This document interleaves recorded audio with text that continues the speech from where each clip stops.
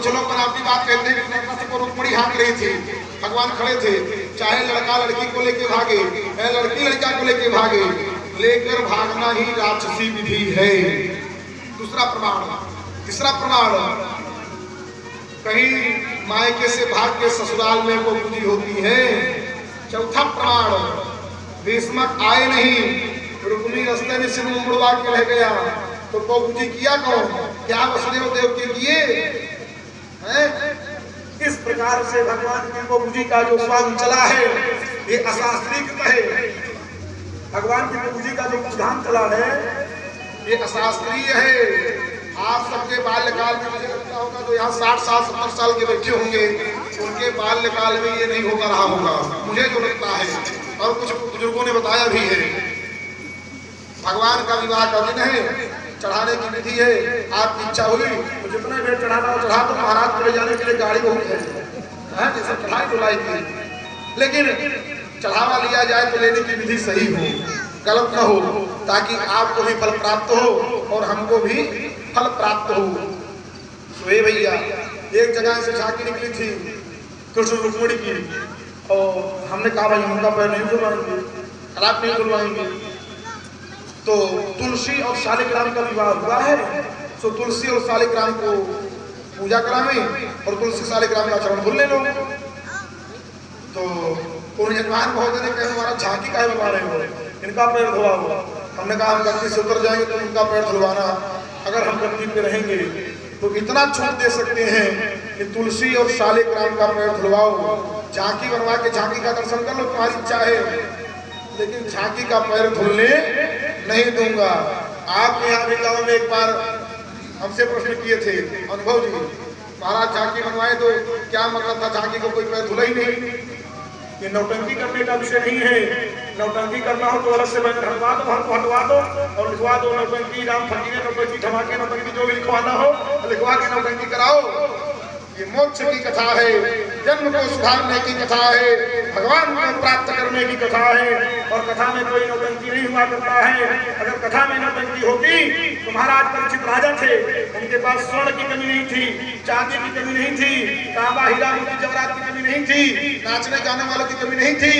जिस राजा को बता दिया जाए कि आज के 7वें दिन तुम्हारी मृत्यु होगी, तक्षक डस लेगा, उस राजा का मन क्या नाच गाना नौटंकी में लगेगा? उसका मन तो भगवान के पीतराग चरणों में लगेगा और भगवान को प्राप्त करने के लिए वो प्रयास करेगा। इस बात का प्रचार जोर से किया जाए भैया। जैसे कहा कि भगवान की राक्षसी विधि से विवाह हुआ था, राजन को सुनने की जिज्ञासा सुखदेव जी जैसे सुने, तो सुखदेव जी भगवान के विवाह की कथा को सुनाना प्रारंभ किया। अपने लोग भी ध्यान से सुने, विलंब तो हो ही रहा है। आजकल का विवाह तो वैसे है कि 4 बजे प्रारंभ होता है, ठीक ठाक आचार्य जी है नहीं विवाह से विधि कराएंगे तो 9 बजे दिन तक संपन्न होता है। तो उसमें जब हो जा रहा है उसमें सही सही बहुलाना है, ये भगवान का है, तो विलंब हो जाए तो क्षमा कीजिएगा भैया। आप लोग खींच रहा हूँ गाड़ी तेजी से। बोलो वृंदावन बिहारी लाल की जय। राजा सीत भीष्म को नाम विदर्भाधिपतिर्महान् तस्य पंचाभवन पुत्रः कन्यैकवरानन। विदर्भ देश के राजा भीष्म की बेटी थी जिसका नाम है रुक्मिणी। भीष्म जी के 5 बेटे थे और 5 बेटे का नाम रुक्मी, रुक्मरथ, रुक्मबाहु, रुक्मकेश, रुक्ममाली, ये 5 भाई थे।